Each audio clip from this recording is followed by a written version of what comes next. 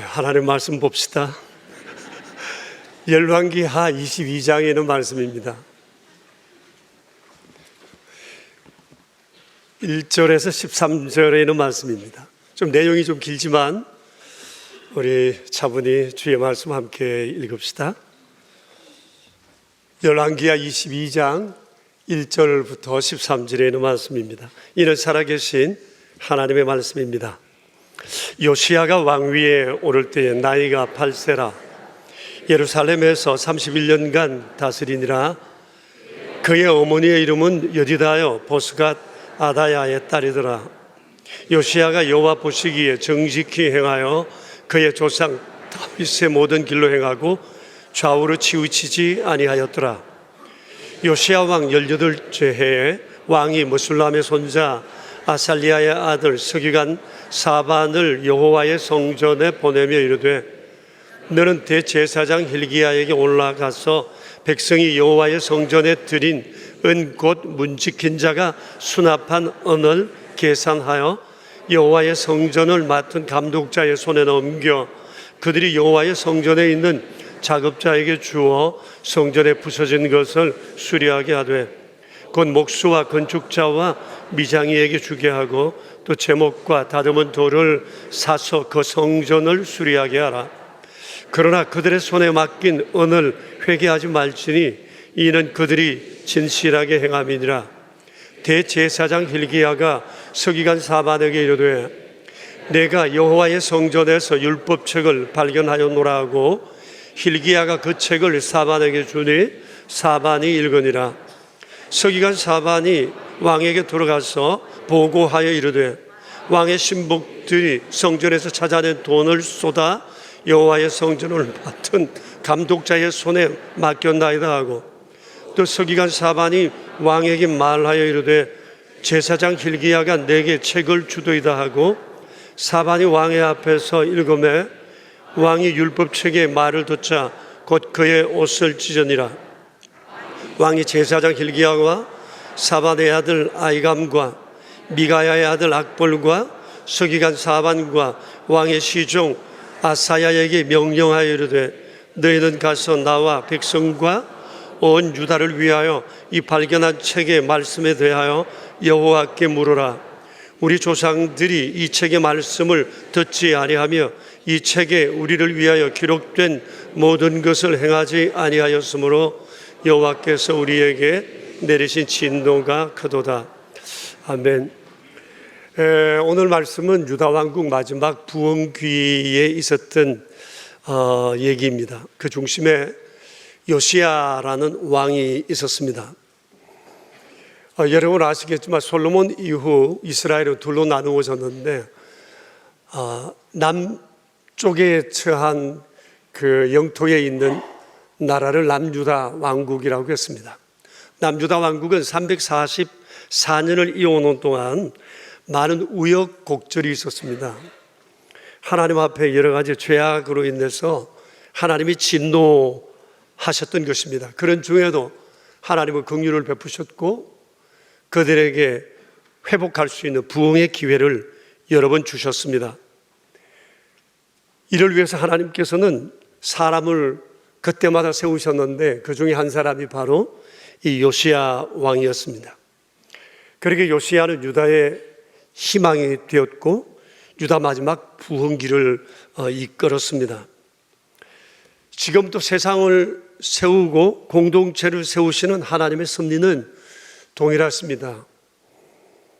어쩌면 세상의 죄악들을 보면 그 옛날 노아 시대처럼 홍수로 썰어버려도 좋을 죄인들의 모습이지만 또 하나님은 뜻이 계셔서 심판을 유보하시고 오늘 여기까지 역사를 이끌어 오셨습니다. 우리는 다 인식하지 못하는 중에도 하나님은 여전히 이 땅에 새로운 부흥을 계획하고 계시고 또 이 부흥을 이끌어갈 사람들을 시대마다 지역마다 공동체마다 세우십니다. 그래서 오늘 우리는 이 말씀을 보면서 이런 소망을 가졌으면 좋겠습니다. 바로 하나님이 세우시고자 하시는 바로 그 한 사람, 내가 되었으면 좋겠다라고 하는 그런 소망을 가지고 우리가 이 말씀을 보았음을 합니다. 요시야가 왕이 되었을 당시 유다의 상황은 매우 어려웠습니다. 한마디로 말하면 영적으로 암흑기였습니다. 그 기간이 무려 57년입니다. 여러분 생각해 보세요. 57년 동안 나라가 속속들이 죄로 인해서 타락했다고 생각해 봐요. 그 나라 희망이 있을까요? 그 나라 백성들의 삶은 어땠을까요? 57년입니다. 요시야 왕의 정조부 히스기야의 부흥 이후 요시야의 조부 므낫세 55년, 또 그의 아버지 아몬 2년 동안 나라는 엉망진창이 되었습니다. 우상숭배는 물론 온갖 가정한 일과 악을 행했고, 특히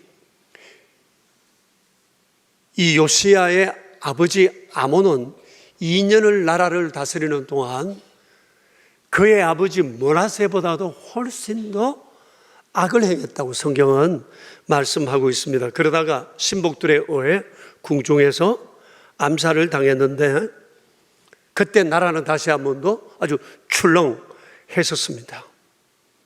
그러니까 영육간에 그리고 국내외적으로 최악의 상태가 바로 이 시기였다고 보면 될 것입니다. 그때 요시야가 왕이 되었던 겁니다. 당시 그의 나이 8살이었습니다. 생각해 보세요. 8살짜리가 뭘 할 수 있었겠어요? 무엇보다도 보고 듣고 배운 게 없어요. 나라 꼴이 그렇잖아요. 할아버지, 아버지가 그렇게 살았잖아요. 이들에게 뭘 보고 배우겠어요? 그러다가 8살에 덜컥 나라의 왕이 되었던 겁니다. 여기에다가 신복들의 배신으로 인해서 아버지가 비참하게 살해당하는 모습을 봤으니 8살짜리 아들 마음의 상처가 얼마나 컸겠어요. 이것은 평생 지울 수 없는 트라우마로 남았을 가능성이 큽니다. 이처럼 엉망진창이 되어버린 나라를 8살에 물려받았던 겁니다. 기가 막히는 일이 아닐 수가 없어요. 그러다가 8년 뒤 요시야 왕이 16 되던 해 삶의 전환기가 찾아왔습니다.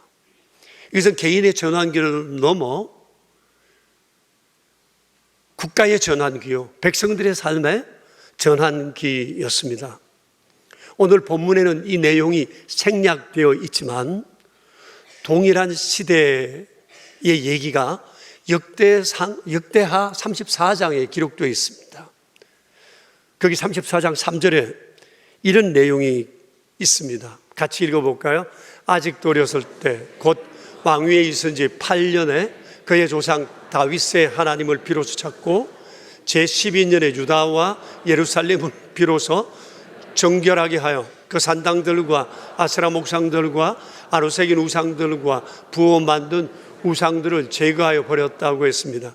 8살의 왕이 되어 왕위에 있은 지 8년이라면 16, 제12년이라면 20살 때입니다. 그의 16과 20살 때 있었던 사건이 기록되어 있어요. 이 내용 가운데 가장 중요한 내용은 조상 다윗의 하나님을 비로소 찾았다라고 하는 겁니다. 어떤 의미일까요? 인격적으로 하나님을 만났다는 얘기입니다. 거듭났다는 얘기입니다. 그의 삶에 영적 혁명이 일어났다는 거예요. 하나님이 날 사랑한다는 것을 알았고 자신도 하나님을 사랑한다는 고백을 수없이 했던 그런 아름다운 고백이 있었던 바로 그 시기였다고 말할 수 있습니다. 16 되었을 때 요시야는 하나님의 사랑에 풍덩 빠져 살았다고 말할 수가 있죠. 사람이 무엇을 바라보고 무엇을 생각하며 사느냐는 것은 너무도 중요합니다. 그러나 우리는 주변에서 왕왕 나이가 20이 되고 30이 되고 40이 되어도 이게 분명치 못한 사람들을 봅니다. 그런데 요시야는 16세 여호와 신앙으로 단단히 무장되었고 그때 가졌던 그의 이 신앙적 경험이 그의 평생을 좌우했습니다. 그의 삶의 방향이 되었고 가치관이 되었어요. 이에 대해서 2절에서는 이렇게 말씀하세요. 요시야가 여호와 보시기에 정직히 행하여 그의 조상 다윗의 모든 길로 행하고 좌우로 치우치지 않았다. 이런 것은 쉬워요. 그러나 이런 삶은 너무 어렵다는 것을 우리의 경험적으로 잘 알고 있어요. 우리는 어떻게 살아야 된다는 걸 알고 있어요. 저 사람처럼 살아야지 알고 있지만 그렇게 살아가는 게 쉽지 않다는 것도 우리는 잘 경험하고 있습니다. 그런데 요시야는 16세 다윗을 바라봤어요.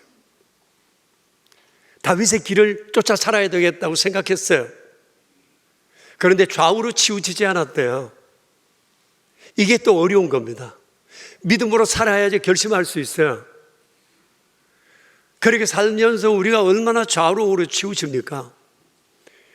우리의 삶을 좌우로 치우치게 하는 요소들은 많아요. 물질적인 면도 있고 시대적 환경도 있고 인간관계도 있고 기복이 심한 감정적인 요소도 있습니다. 잘 나가다가도 감정 틀리면 좌우로 우리는 쉽게 치우쳐버리는 경우들이 많다고 하는 것입니다. 그런데 요시야 16살 좌우로 치우치지 아니하는 굳건한 믿음을 가지게 된 것입니다. 16이면 오늘날 우리로 보면 중3이나 한 고1 정도 된다고 생각합니다. 여러분, 나의 16살 적을 한번 떠올려 보시기 바랍니다. 그때 무슨 생각을 하고 살았습니까? 뭘 바라보며 살았습니까? 무엇에 쉽게 영향을 받았습니까? 요즘 16살 아이들은 뭘 생각하며 살까요? 우리 아이들을 생각해 보세요. 손주들을 생각해 봐요. 그리고 내 친구들의 자녀들을 한번 보세요. 16살 먹은 그 아이들이 도대체 뭘 생각하며 어떤 가치를 쫓으며 살아가고 있는가라고 하는 겁니다. 이 말씀을 준비하는 중에 저의 16살 적을 돌아봤어요. 제 삶의 가장 아쉬운 부분이 바로 이 시기입니다. 노는 걸 너무 좋아했고 친구를 너무 좋아했어요. 새로운 것에 대한 호기심도 많았어요. 여러분 양해하고 들으십시오. 난 그때 화투를 배웠어요. 친구들하고 쓰리도 다녔어요. 때로는 부모님께 공부하러 간다 해놓고 친구들끼리 모여서 한밤을 지새기도 했어요. 물론 술과 담배 이런 것들은 하지를 않았지만 제 안에는 세상적 가치관으로 가득 차 있었어요. 교회에서 하는 유치원을 2년은 다녔지만 전 주님을 몰랐어요. 그때까지 성경책을 손에 한 번도 쥐어보지를 못했어요. 주일학교 경험이 없어요. 제대로 된 예배를 드려보지도 못했어요. 제 주변에는 저와 같은 친구들이 가득해요. 잘 나가다가 그 16살 때쯤 되어서 이게 문제가 생기게 되었던 겁니다. 그러니 당시 제가 듣고 보고 생각하는 것은 매우 세상적이었다고 말할 수 있습니다. 지금 또 생각하면 이 시기가 너무 아쉬워요. 너무 아쉬워요. 전 스스로 제 청소년기는 실패한 시기였다. 그런 생각을 합니다. 제 아내에게도 여러 번 그런 고백을 하기도 했어요. 만일 내가 16을 전후해서 예수님을 만났다면 내 삶은 지금 많이 달라졌을 거야. 나는 더 좋은 목사가 될 수 있었고, 더 나은 남편이 될 수 있었고, 더 나은 아빠가 될 수 있었고, 더 좋은 사회인이 될 수 있었을 거다 생각을 하곤 해요. 그러다가 20대 중반에 예수님을 영접했습니다. 너무나 뜨거워 단 하루도 지체할 수 없어 저는 신학교에 갔습니다. 그때 이런 질문을 받았어요. 장래 어떤 목회를 하고 싶으냐? 저는 그때 서슴없이 청소년을 위한 목회를 하고 싶습니다라고 대답을 했습니다. 그리고 실제로 예수님을 영접하고 신학교 가기 전 한 7개월 정도, 그리고 신학교에 가서 그 기간 동안 저는 오직 교회 학교, 다음 세대에만 관심을 가지고 사역을 했습니다.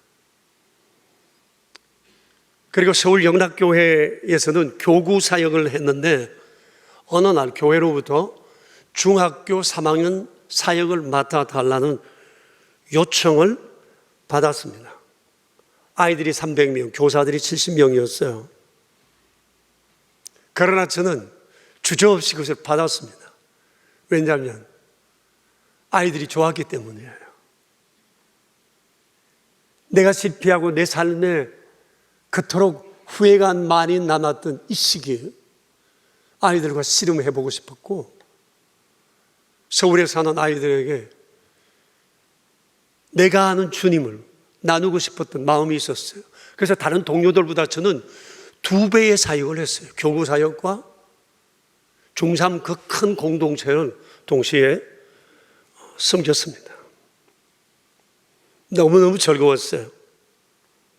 그리고 이곳 서천리에 교회를 개척하면서 제가 가장 마음 썼던 것도 교회 학교였고, 그것은 지금도 변함이 없습니다. 아이들을 위한 것이라면 저는 어떤 것도 마다하지는 않습니다.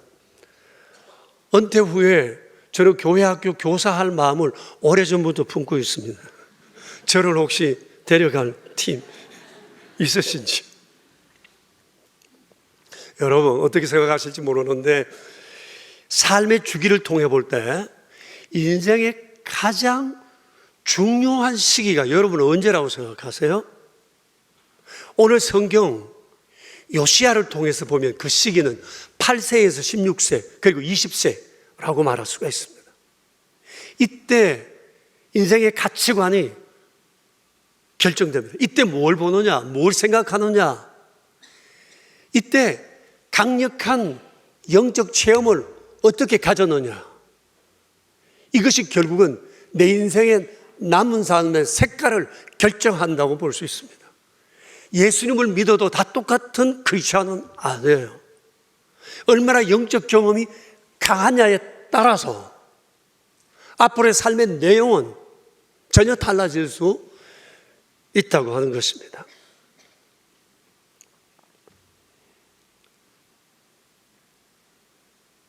요시야가 그랬습니다. 우리의 가치관이 변화되어야 할 중요한 이유가 있습니다. 내가 믿음 위에 견고하게 서 있지 아니하면 이것은 나의 문제로만 끝나지는 않습니다. 내 주변에 영향을 미치기 때문입니다. 당시 요시야 왕이 암흑기를 뚫고 민족의 희망이 되고 부흥을 이룰 수 있었던 것은 좀 전에 말씀드린 것처럼 가정 형편이 좋아서가 아닙니다. 국가나 사회적 환경이 좋아서도 아닙니다. 그때 그가 하나님을 경험했기 때문입니다. 하나님의 사랑을 알았고 하나님을 사랑하는 믿음이 그 안에 있었기 때문입니다. 저는 상상합니다. 요시야가 하나님 사랑해요라는 고백을 얼마나 했을까? 하나님 나 같은 거 사랑해 줘서 감사합니다라는 고백을 얼마나 했을까라는 생각이 들어요. 그런데 여러분, 요시야의 이 변화가 스스로 터득한 것일까요? 아니요. 그 옆엔 그를 돕는 경건한 믿음의 사람들이 있었다고 하는 것입니다. 누구일까요? 그 이름들이 오늘 성경 3절부터 쭉 나와요. 특히 10절을 보시면 이 사람들의 이름이 쭉 함께 모아져 기록되어 있습니다. 보세요. 서기관 사반, 대제사장 hil기야, 사반의 아들 아이감, 미가야의 아들 악볼, 시종 아사야, 그리고 14절 여선지 훌다 등이었어요. 이들이 왕의 믿음은 견고히 세우는 데 큰 역할을 했던 겁니다. 이렇게 해서 유다는 요시야와 함께 마지막 부흥을 경험했던 겁니다. 그리고 24년 뒤 유다 왕국은 바벨론에게 처참하게 무너지고 말았습니다. 이때의 영적 부흥을 이어가지 못했기 때문입니다. 자, 지금 우리 한국 교회의 관심사가 크게 둘이 있습니다. 전도와 다음 세대 신앙 교육입니다. 우리 교단에서 발행하는 여러 소식지, 그리고 한국 교회에서 발행하는 소식지들이 교회로 계속 이렇게 매주 날아오는데, 거기 보면 관심사가 딱 두 가지입니다. 전도해야 한다는 것과 다음 세대를 신앙으로 양육해야 된다는 얘기입니다.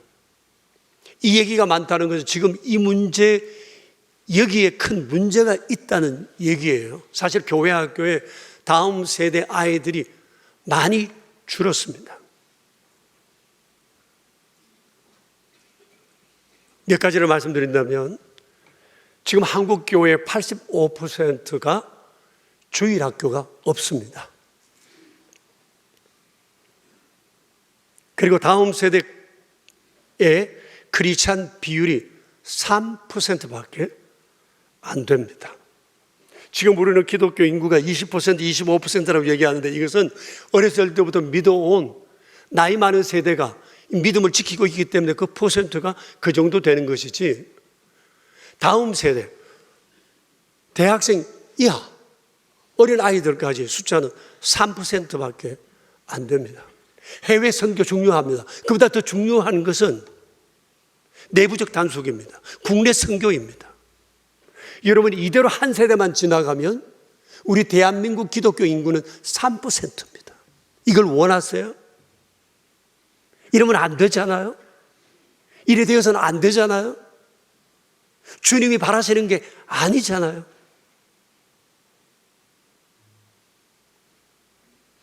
요시아의 부흥기를 지키지 못하여 바벨론에 멸망된 것은 우리에게 너무나 큰 교훈이에요.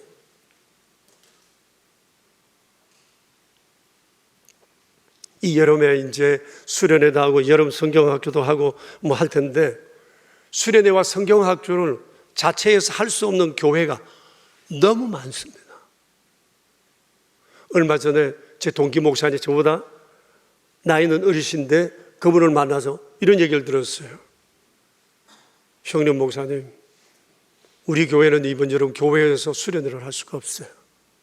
우리 교회만 아니라 주변에는 여러 교회가 그래요. 그래서 소망 수양관에서 하는 연합 수련회에 우리는 참여하게 됩니다. 너무 슬픕니다. 그 얘기를 하시더라고요. 제 고향 울릉도로 다녀오신 어떤 목사님이 이런 얘기를 해요. 가이드가 그러더래요. 울릉도 지금 인구가 10,000명이 채 안 된대요. 근데 제가 그때 한참 놀고 다닐 때 3만 명 좀 됐거든요. 그때 고등학교 하나, 중학교가 4개, 초등학교가 9개였어요. 근데 지금 중학교가 통폐합되고 어느 한 곳에 기숙학교로 조그만하게 시작된대요. 그리고 초등학교 아이들도 엄청나게 줄고 폐교한 동네도 여러 군데 나오고 있다는 얘기입니다. 그러면서 이럽니다. 근데 대학은 많아. 주부대학, 노인대학. 그리고 농담하더라고요. 여러분, 이게 제 고향 울릉도만의 문제는 아니죠. 지금 우리나라 현 상황이에요. 우리 지역은 지금 여러 지방에서 모여오는 그런 신도시 지역이기 때문에 젊고 어린아이들도 있지만 조금만 벗어나면 상황은 전혀 다르다는 것을 우리는 잘 알고 있습니다. 그러니 어떻게 해야 될까요? 지금 교회는 다음 세대 전도와 다음 세대 신앙 교육을 위해서 승부를 걸어야 합니다. 기독교 인구 3%를 원하세요? 아니잖아요. 그러면 우리 여기에 승부 걸어야 돼요. 20%, 30%, 40%, 50% 되기까지. 그러자면 우리가 해야 할 일이 뭘까요? 지금 이 세대가 가고 다음 세대가 3%로 올라온다면, 조만간 이대로라면 우리 대한민국 기독교 인구 3% 그리 될 수밖에 없는 겁니다. 그래서 다음 세대 신앙 교육과 전도에 우리가 승부를 걸어야 합니다. 그런데 이게 그냥 되는 게 아닙니다. 인생은 사상전이라고 그러잖아요. 경건한 사람들을 통해서 다음 세대들에게 바른 신앙이 심겨져야 돼요. 그들 옆에 사반과 hil기야와 훌다 같은 사람이 있어야 한다는 거죠. 우리 교회에서 이런 분들은 누구일까요? 많이 있으시지만 저는 바로 최일선에서 다음 세대들과 호흡을 마주하는 그분들이라고 생각해요.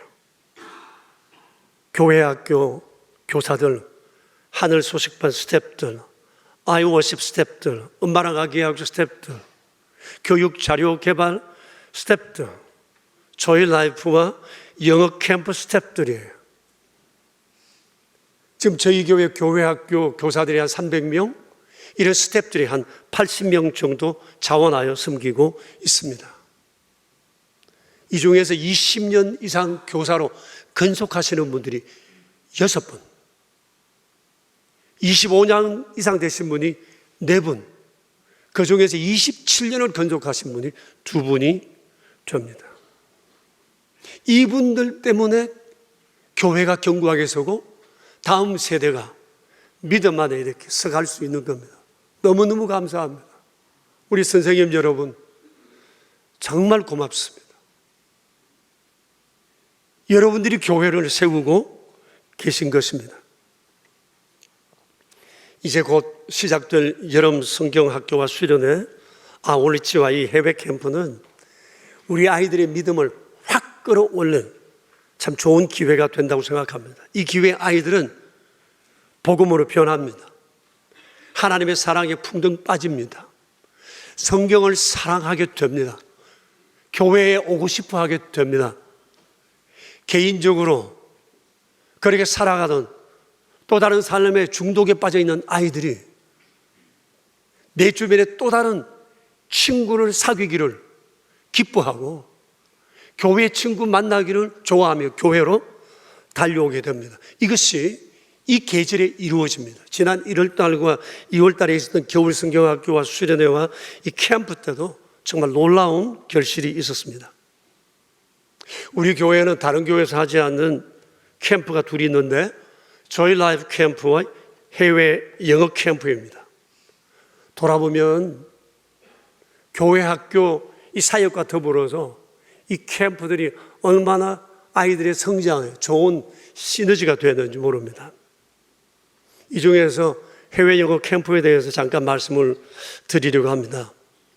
우리 교회가 해외 영어 캠프를 시작한 지가 25년 됐습니다. 처음 시작했을 때가.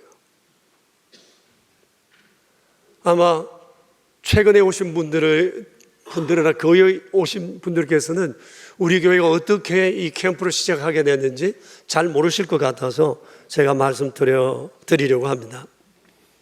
25년 전 어느 날 청소년 팀을 감당하고 있던 전도사님이 제게 이렇게 얘기하는 겁니다. 부평에 있는 주안장로교회는 필리핀에 선교관을 세우고 여름과 겨울 그 외 청소년 100명씩을 데리고 가 영어 공부를 시킨다는데 우린 뭐 하는 거냐고.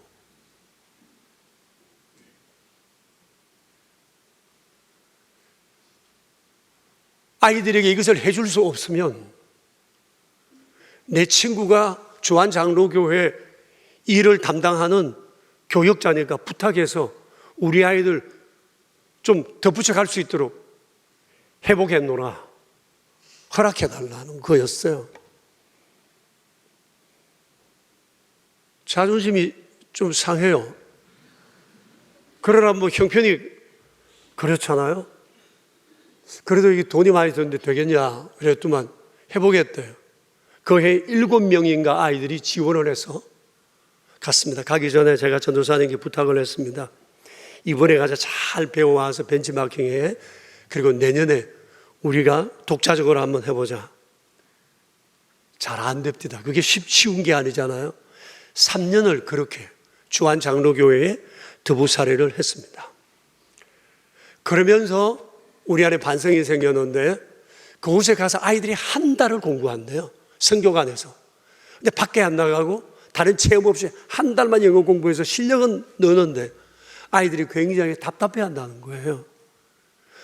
그쪽 아이들 숫자가 많은데 우리 아이들 작은 숫자가 가서 함께 어울린다는 게 또 쉽지 않다는 겁니다. 애들이 약고가 팍 죽어 있다는 얘기를 들었어요. 그래서 그곳에 더 이상 갈 수가 없겠다는 얘기였습니다. 고민이 생겼어요. 어떻게 우리 아이들에게 영어와 예배와 하나님 말씀과 공동체와 새로운 문화적 경험을 통해서 도전을 줄 수 있는 길이 뭘까? 고민만 하고 기도만 하고 한참을 캠프를 못했습니다. 그렇게 기도하던 중에 하나님은 미국과 필리핀과 뉴질랜드 캠프팀을 우리에게 만나게 하셨어요. 17년 전입니다. 어느 날 우리 경기인 노회와 자매 결연을 맺은 미국 사이스 캐롤라이나 샬롯 소망교회 박형우 목사님께서 방문 일원으로 우리 노회에 오셨다가 우리 교회에 와서 말씀을 잘하셨어요. 그때 제가 그분에게 제 고민을 털어놓았습니다. 아이들을 세우고 싶다. 근데 길이 없다. 미국에 계시니까 우리에게 좀 조언을 달라. 그래도 그 목사님께서 이렇게 얘기하는 것은 뜻, 제가 도와드릴게요. 그분의 마음에도 다음 세대 그리고 조국의 다음 세대에 빚진 게 있다는 생각이 있어 돕겠다는 마음을 하셨어요. 그러시면서 그분이 하시는 얘기가 바로 이 샬롯에 빌리 그레함 센터가 있고 세계에서 가장 큰 선교단체인 위클리프 선교단체가 있습니다. 그리고 가까운 곳에 듀크 대학도 있습니다. 아마 아이들에게 새로운 도전이 될 겁니다. 미국인들을 중심으로 팀을 꾸릴 테니 한국에서도 팀을 꾸리세요. 그렇게 급히 꾸려진 팀을 가지고 여름과 겨울 한 번은 그쪽 한 번은 이쪽 오면서 1년에 2차례 이 일들을 하게 됐습니다. 근데 그렇게 몇 년을 하면서 또 문제가 생겼어요. 이곳에서 사우스 캐롤라이나를 가는데 하루가 걸려요. 아틀란타에서 또 바꿔 타고 가야 돼요. 한 번은 가다가 우리가 비행기를 놓쳐버린 거예요. 그래가지고 막 혼이 났어요. 우쩌우쩌 수습이 돼가지고 다 만났어요. 이게 제 안에 고민이 생기는 거예요. 가는 데 하루, 오는 데 하루 녹초가 되어버리는 거죠. 한국에서 가장 가까운 곳 시애틀에 제 친구 목사님이 계셨는데 시애틀 양문교회를 담임하고 계셨습니다. 그 친구에게 고민을 얘기를 했더니 그 친구가 하는 얘기가 10년을 도와주겠다고 그랬어요. 10년을 약속받고 우리 캠프 장소를 시애틀로 옮기게 되었습니다. 그러는 중에 미국의 유명한 캠프 단체인 원비치 캠프라고 하는 이곳을 만나게 되고 그분들이 한 번은 우리가 걸러가고 또 한 번은 우리 한국에 들어와서 캠프를 진행해주는 이런 이제 MOU를 우리가 함께 맺게 되었습니다. 그러는 중에 하나님께서는 필리핀 유니온스쿨 조아브람 목사님을 만나게 하시고 또 이것은 지금은 뉴질랜드 캠프로까지 이렇게 발전되게 되었었어요. 캠프를 하면서 어려운 게 몇 가지가 있는데 첫째는 재정입니다.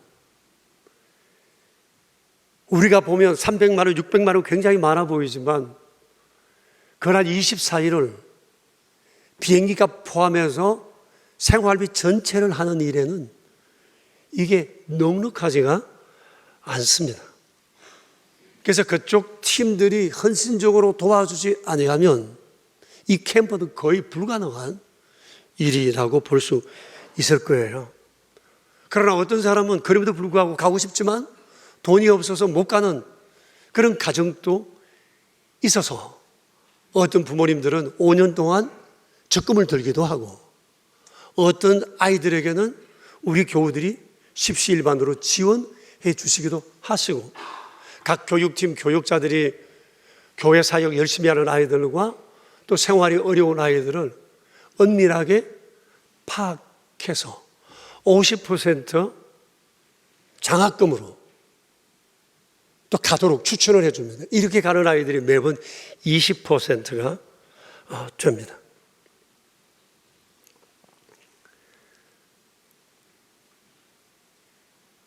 첫 번째 어려운 것은 재정적인 문제였어요. 그리고 그 다음 힘든 것은 스텝이었는데, 그것은 외국도 우리도 마찬가지였어요. 누가 이 일을 맡아주겠어요? 돈이 안 되는 사업이거든요. 선뜻 맡겠다는 사람이 없어요. 헌신이 아니면 할 수 없는데, 감사하게도 그때그때마다 하나님께서는 준비된 사람은 세워주셨고, 그 중심에 우리 김성일 장로님이 계세요. 장로님은 17년 동안 캠프를 위해서 여름과 겨울 방학을 아이들을 위해서 반납을 했어요. 물론 교사시기 때문에 여름과 겨울 방학이 있지만, 요즘 아시잖아요. 방학이 좀 짧아진다는 것. 여러 가지 상황 때문에 때로는 방학 하루 전에 가야 된다는 것. 학교 다른 선생님들에게 많은 눈치를 보이면서도 이 일을 해 오셨어요. 17년 동안 여러분 여름과 겨울을 내어놓으라면 내어놓을 수 있겠어요? 전 어렵다고 생각해요. 가족들에게 미안한 거예요. 그래서 어느 날 제가 그랬습니다. 장로님, 권사님 모시고 다녀오세요. 내가 비용을 댈게요. 너무 미안해서 그렇게 얘기한 적도 있었습니다. 해외 캠프에 또 어려운 것 가운데 하나는 가는 아이들의 성향이 워낙 다양해서 통솔이 어렵다는 거예요. 어떤 아이는 부모와의 관계가 너무 어려워요. 이 부모 입장에서는 하루라도 얘하고 안 봤으면 내가 좀 편안하게 쉬겠다라고 생각하는 분들이 있는데, 이런 아이들도 너무너무 이 캠프에 참여를 해요. 또 친구 관계가 안 되는 아이들, 또 오랜 중독된 습관으로 인해 가지고 어려운 아이들, 사회성이 부족해서 공동체 생활을 못하는 이런 아이들이 여자아이들 가운데도 있고 남자아이들 가운데 훨씬 더 많습니다. 여러분, 우리가 남자들 군대 가게 되면 한 몇 주 동안은 당장 탈영하고 싶은 마음이 생기잖아요. 캠프도 똑같아요. 여기서도 잘 적응 안 되는 아이들이 새로운 곳에 가서 새로운 아이들 만나가지고 일을 한다는 게 어려워요. 그래서 가기 전에 3개월 동안 공동체 훈련하고 공부도 하고 해서 가지만, 가면 탈영하고 싶어 하는 아이들이 생겨요. 갑자기 배가 아프고 떼굴떼굴 구르고 막 별의별 일이 생겨요. 그러면 김 장로님이 이 아이들을 방으로 불러 품고 잡니다. 한 주일이고 2주일이고 이렇게 힘든 아이들, 부모도 관리가 안 되는 이 아이들은 안고 자요. 챙겨줘요. 이게 여러분 쉬운 것이 결코 아니라고 생각을 해요. 그래서 장로님은 갔다 오시면 몸살을 합니다. 며칠 동안 덜어 눕습니다. 물론 그동안 부모님들은 룰루랄라 하셨겠지만 간 사람은 너무 힘든 거예요. 그런데 아이들이 갔다 오면 이런 다양한 경험들을 통해서 변화가 일어나는 거예요. 마지막 날 편지 쓰는 일이 있는데 제가 편지를 꼭 읽어요.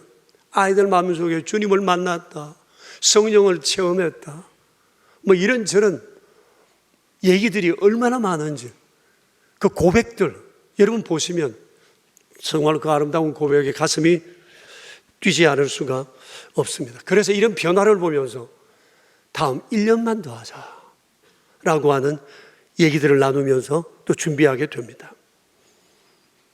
여러분, 아이들은 관심을 받는 만큼 변합니다. 투자하는 만큼 달라집니다.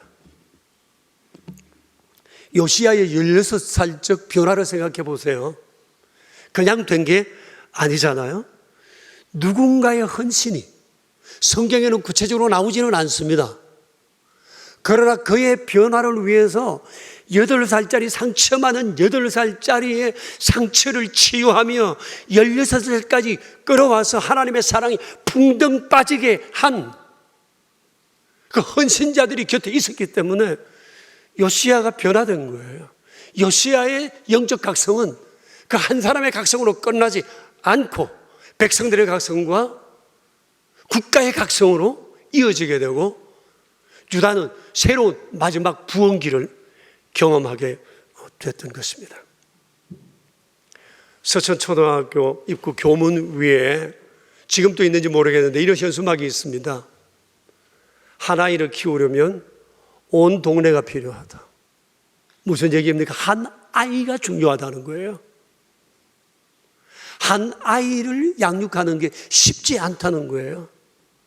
한 아이를 양육하려면 온 동네 사람들의 헌신이 있어야 한다는 거예요.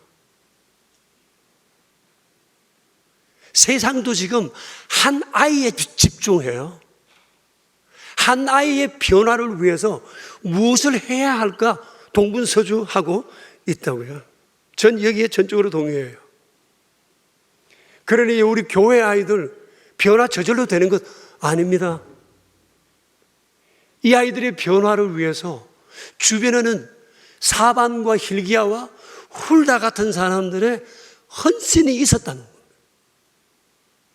생나무 같은 아이들의 변화를 위해서 눈물로 기도하는 분들이 있었다는 거예요. 여러분, 교회 아이들, 교회 학교 선생님들께만 맡겨놓을 일이 아닙니다. 온 동네가, 한 아이를 키우려면 온 동네가 필요하다고 그랬잖아요. 우리의 아이들이에요. 하나님의 자녀들이에요. 이 아이들 잘 키워놓으면 그 아이 하나의 행복으로 끝나지 않고 이 아이들을 통해서 그들의 가정, 주변, 그들이 살아갈 삶의 공동체 안에 그리고 우리 조국 안에 얼마든지 그들은 변화를 이끌 견인자가 될 수 있다는 것입니다. 누군가 하겠지. 교사들이 다 알아서. 아니요. 우리 모두가 해야 한다니까요. 근데 교회 학교 선생님들이 이번 여름 성경학교 수련회 캠프가 있는데 기도 좀 해주세요 하고 계속 광고하고 뭐 벽에도 붙여놓고 그랬는데 제가 기도 신청서 보니까 기도해야 될 분들이 이름이 없어요. 뭐 하는 거죠?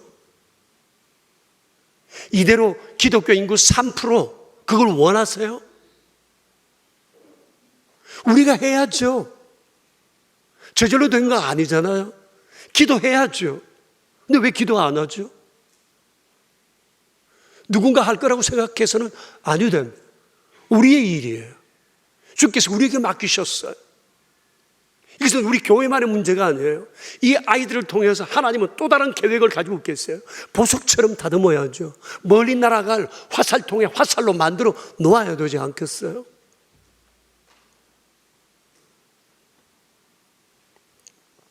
저는 이 여름 우리 교회 아이들이 요시야와 같은 체험이 일어났으면 좋겠어요. 아이들의 삶에 영적 경험이 있고 이 영적 혁명이 일어나고 정말 하나님과 사랑에 풍덩 빠졌으면 좋겠어요.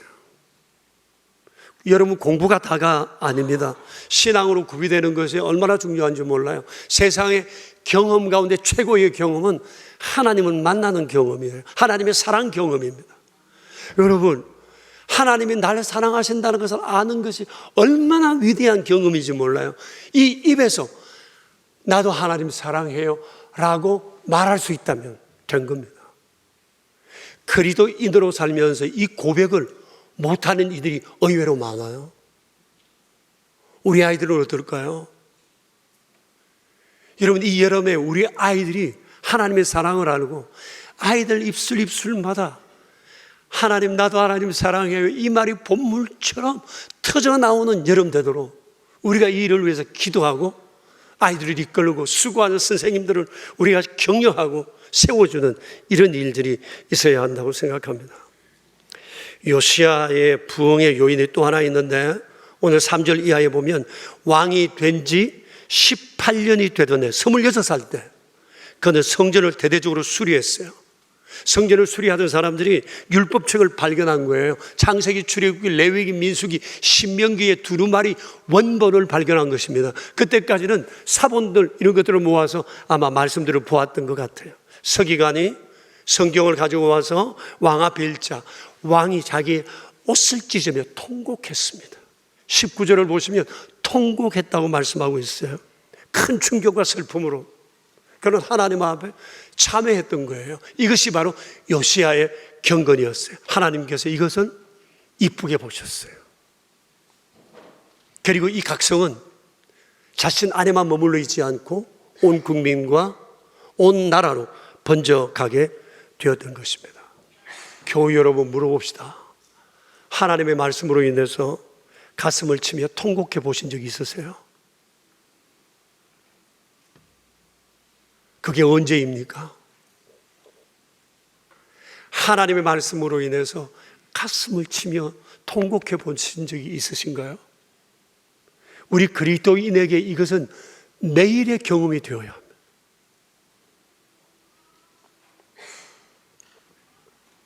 역사적으로 볼 때 하나님께서 개인과 공동체와 역사를 새롭게 하실 때 사용하시는 보편적인 방법이 하나님 말씀을 도구로 삼으시는 것입니다. 자, 유다 왕국 마지막 부흥은 영적 암흑기 때 일어났습니다.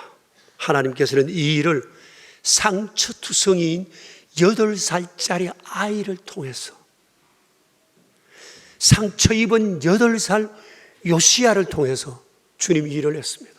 그 시대 가장 처참한, 가장 약한 자가 요시야였습니다. 이 8살짜리 상처 입은 이 아이가 뭘 할 수 있었겠어요? 그런데 하나님께서 그 아이 마음에, 그 아이를 만나주시고 그 아이 마음에 하나님의 사랑을 심어주셨어요. 그리고 그를 견고하게 하여 좌우로 치우치지 않는 강하고 담대한 믿음을 갖게 해주셨어요. 그렇게 요시야는 일어섰고 백성을 일으켰고 그리고 나라의 부흥을 견인했던 것입니다. 인생의 희망, 공동체의 희망, 국가의 희망, 그것은 하나님을 경험하는 데 있습니다. 이 하나님 경험이 우리 명선 가족들의 경험이 되고 이 여름에 우리 교회하고 다음 세대들의 경험이 되었으면 좋겠어요. 하나님의 사랑에 풍덩 빠지는 우리 명선 가족들이 되기를 축복합니다. 우리 함께 기도합시다. 우리 한번 자신을 돌아보면서 기도했으면 좋겠습니다. 나는 뭘 생각하며 뭘 바라보며 살아가고 있는가? 하나님은 내게 원하시는 것이 무엇인가? 난 정말 하나님이 원하시는 것을 쫓아가고 있는가? 한 2분 정도 자신을 돌아보며 기도하겠습니다.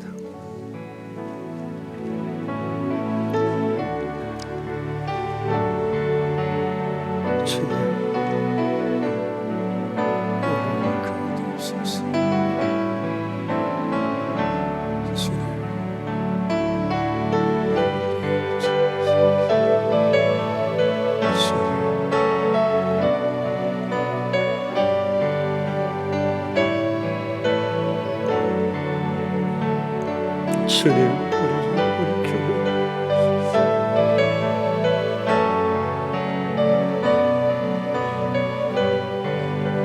자비로우신 하나님 우리 아버지, 죄로 말미암아 엉망진창이 되어버린 저희를 찾아오셔서 사랑이 무엇인지 알게 하시고 주께서 친히 저희 안에 머무시며 동행하시며 허물 가운데 있는 저희를 이끌어 여기에 이르게 하신 것에 감사를 드립니다. 우리의 생각을 바꾸시고 삶의 꿈을, 주의 꿈을 갖게 하시고 하나님이 원하시는 그 길을 갈 열망을 우리에게 주신 것을 감사드립니다. 주님 사랑합니다. 우리의 평생의 고백이 되게 하시고 주님 기뻐하시는 그 일에 우리의 삶을 드릴 수 있도록 복 내려 주시옵소서. 우리의 구세주 예수 그리스도 이름으로 기도합니다. 아멘.